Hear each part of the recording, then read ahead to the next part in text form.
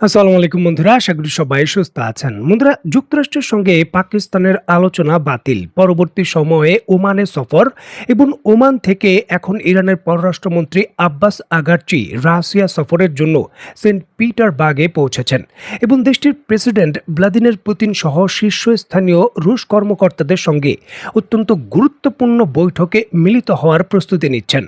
Russia পৌঁছানোর পর ইরানি সংবাদ মাধ্যমকে দেওয়া এক সাক্ষাৎকারে আগারচি জানান, আঞ্চলিক ও আন্তর্জাতিক বিভিন্ন ইস্যুতে তেহরান ও মস্কোর মধ্যে বিদ্যমান ঘনিষ্ঠ সম্পর্কের পরামর্শ প্রক্রিয়া অব্যাহত রাখাই এই সফরের মূল লক্ষ্য। ইরানের পররাষ্ট্রমন্ত্রী আগারচি উল্লেখ করেছেন, আজ সোমবার পরবর্তী সময়ে প্রেসিডেন্ট পুতিনের সঙ্গে তার নির্ধারিত বৈঠকটি চলমান যুদ্ধের গতিবিধি এবং সর্বশেষ পরিস্থিতি নিয়ে বিস্তারিত আলোচনার একটি চমৎকার সুযোগ তৈরি করবে। ইরানের পররাষ্ট্রমন্ত্রী দৃঢ়ভাবে বিশ্বাস করেন, এই সংকটময় মুহূর্তে দুই দেশের সমন্বয় এবং পারস্পরিক পরামর্শ বিশেষ গুরুত্ব বহন করে। বিশেষ করে মধ্যপ্রাচ্যে যুক্তরাষ্ট্র এবং ইসরায়েলের সঙ্গে ইরানের ক্রমবর্ধমান উত্তেজনার প্রেক্ষাপটে রাশিয়ার রাজনৈতিক, কূটনীতিক এবং সামরিক সমর্থন অত্যন্ত তাৎপর্যপূর্ণ। বিভিন্ন সামরিক বিশেষজ্ঞ এবং থিঙ্ক ট্যাঙ্ক বলছে, মধ্যপ্রাচ্যের পরিস্থিতি বর্তমানে অত্যন্ত নাজুক পরিস্থিতিতে চলে গেছে। যে কোনো মুহূর্তে যুদ্ধবিরতির চুক্তি ভঙ্গ হবে এবং যে কোনো মুহূর্তে সংখ্যা তৈরি হয়েছে আবার সংঘর্ষ তৈরি হওয়ার। ঠিক এমতো অবস্থায় ইরানের পক্ষ থেকে চূড়ান্তভাবে যুক্তরাষ্ট্রকে কি প্রস্তাব দেওয়া হতে পারে সমঝোতার জন্য, বা কোন কোন ইস্যুকে কেন্দ্র করে ইরান ছাড় দিতে প্রস্তুত রয়েছে বা ছাড় দেবে না, বা এক্ষেত্রে চূড়ান্ত বড় ধরনের সংঘর্ষ হলে রাশিয়া কি কি ধরনের সামরিক সহযোগিতা করতে পারে, ইরানের কি কি চাওয়া রয়েছে, এই সকল বিষয়কে কেন্দ্র করে সরাসরি মিস্টার পুতিনের সঙ্গে রুদ্ধদ্বার বৈঠক করবেন ইরানের পররাষ্ট্রমন্ত্রী আগারচি। এবং এই ইস্যুগুলোকে কেন্দ্র করে বড় ধরনের খবর পাওয়া যাচ্ছে যে রাশিয়া দ্বিতীয় ধাপের যে সাংঘর্ষিক পরিস্থিতি তৈরি হয়েছে তা মোকাবেলার জন্য ইরানকে বড়ভাবে সামরিক সহায়তা করতে যাচ্ছে। আপনারা নিশ্চয়ই অবগত আছেন, রাশিয়া ইরান থেকে শাহেদ 136 ড্রোনের প্রযুক্তি আয়ত্ত করেছিল বা সেটা সরবরাহ করেছিল। এর পরপরই কিন্তু তারা এই ড্রোনগুলোর আরও আধুনিকায়ন করেছে। স্ক্রিনে নিশ্চয়ই আপনারা দেখতে পাচ্ছেন, রাশিয়া এই ড্রোনগুলোর অগ্রভাগে আকাশে যে man portable air defence system MANPAD রয়েছে তা যুক্ত করেছে। দেখুন, রিসেন্টলি আন্তর্জাতিক বিভিন্ন ধরনের সংবাদ মাধ্যম এবং থিঙ্ক ট্যাঙ্কগুলো ইঙ্গিত দিচ্ছে, রাশিয়ার কাছে এই ম্যানপ্যাড যুক্ত যে ড্রোন রয়েছে সেটা কিন্তু চাচ্ছে ইরান এবং এটা ডেলিভারি হতে পারে। আর এটি যদি হয় তাহলে ইসরায়েলের অভ্যন্তরে প্রবেশ করে ইসরায়েলের বিভিন্ন হেলিকপ্টার, এমনকি যুদ্ধ বিমানগুলোর জন্য ঝুঁকি তৈরি করতে পারবে নতুন এই ড্রোন। অনেকটা বলতে পারেন কম খরচে 2000 কিলোমিটারের আকাশ প্রতিরক্ষা ব্যবস্থা।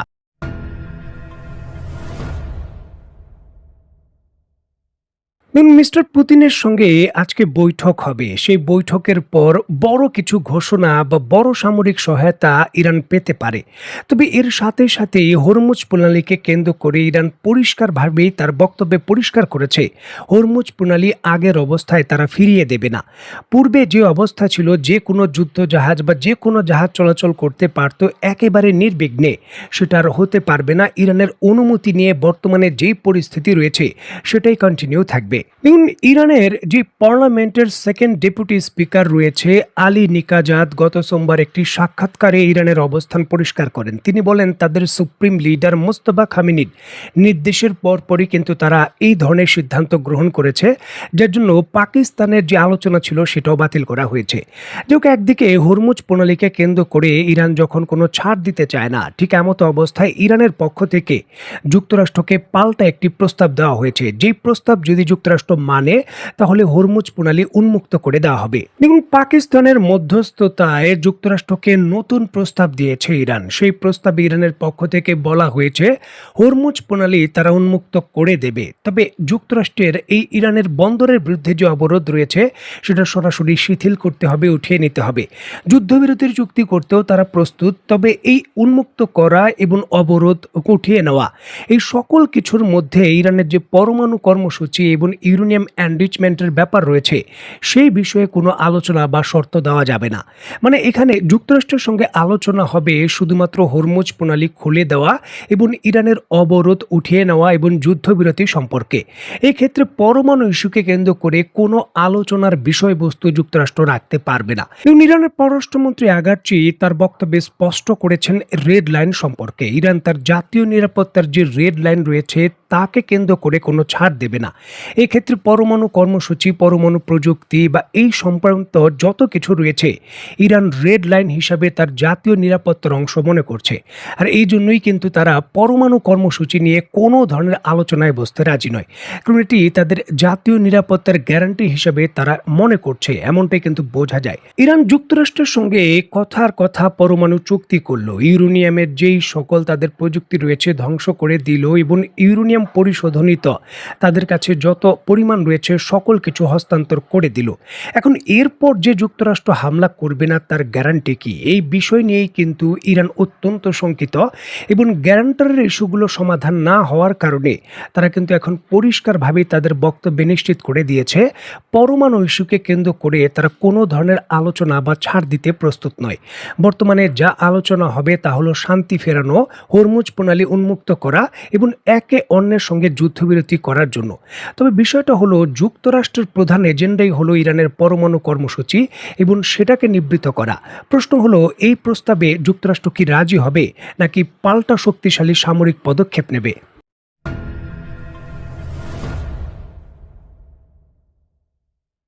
পাকিস্তানের মধ্যস্থতায় যুক্তরাষ্ট্রের সঙ্গে আলোচনায় বসেছিল ইরান, তবে সেই আলোচনায় তেমন একটা আস্থা ইরানের লক্ষ্য করা যায়নি।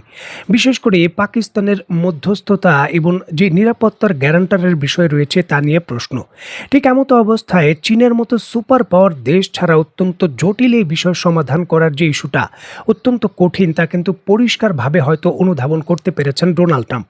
আর এই জন্যই তিনি ইরান ইস্যুকে কেন্দ্র করে চীনের যে সক্রিয় আরও সহযোগিতা সেটা আশা করেছেন। অত্যন্ত গুরুত্বপূর্ণ এই বিষয়টিকে কেন্দ্র করে সোমবার 27শে এপ্রিল একটি বিবৃতিতে তিনি জানান, তেহরানের সঙ্গে সৃষ্ট এই সংকটময় পরিস্থিতি নিয়ন্ত্রণে বেইজিংয়ের বর্তমান অবস্থানে তিনি পুরোপুরি হতাশ না হলেও দেশটি আরও বেশি অনেক সাহায্য করতে পারত। যুক্তরাষ্ট্রের প্রেসিডেন্ট ডোনাল্ড ট্রাম্পের মতে অন্যান্য আন্তর্জাতিক সংকটে যুক্তরাষ্ট্র যেইভাবে তার মিত্রদের পাশে দাঁড়িয়ে পরিস্থিতি সামাল দেয়, চীনের কাছ থেকেও ইরানের বিষয়ে অনুরূপ সক্রিয় সহযোগিতা প্রত্যাশা করে ওয়াশিংটন।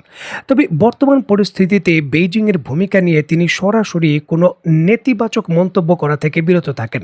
আগামী 14ই মে বেইজিং সফরে যাওয়ার কথা রয়েছে ডোনাল্ড ট্রাম্পের। এর পূর্বেই কিন্তু এই বিষয়গুলো পরিষ্কার করা হলো। ইরান ইস্যুকে কেন্দ্র করে সেই সফর যদি চূড়ান্তভাবে হয় তাহলে গুরুত্বপূর্ণ আলোচনার কেন্দ্রবিন্দুও কিন্তু সেটা হতে পারে। এখন চীন এমন একটি পরিস্থিতিতে সক্রিয় ভূমিকা ইরানের বিপক্ষে রাখার তেমন সুযোগ খুব কম, যেহেতু যুক্তরাষ্ট্র অলরেডি এই চীনা যেই সকল রিফাইনারি রয়েছে, অন্তত একটি রিফাইনারি এবং 40টি বিভিন্ন ধরনের জাহাজের উপর নতুন করে নিষেধাজ্ঞা আরোপ করার ঘটনা ঘটেছে। প্রশ্ন হচ্ছে শক্তি প্রয়োগ করে যখন চীন থেকে কাঙ্ক্ষিত যে চাওয়া রয়েছে সেটা পূরণ যখন ডোনাল্ড ট্রাম্প করতে পারেননি, তখন কি এইভাবে সহযোগিতার ছলে নতুন কিছু চাচ্ছেন? দেখার বিষয়ে এই বিষয়ে চীন যুক্তরাষ্ট্রের এই যে সমর্থন রয়েছে বা এই যে আকাঙ্ক্ষা রয়েছে তাতে কি ধরনের সাড়া দেয়। তো বন্ধুরা, আজকের মতো বিদায়। নতুন কোনো ভিডিও নিয়ে আবার দেখা হবে। সেই পর্যন্ত সবাই ভালো থাকবেন, সুস্থ থাকবেন এবং বাংলাদেশকে ভালোবাসবেন। আল্লাহ হাফেজ।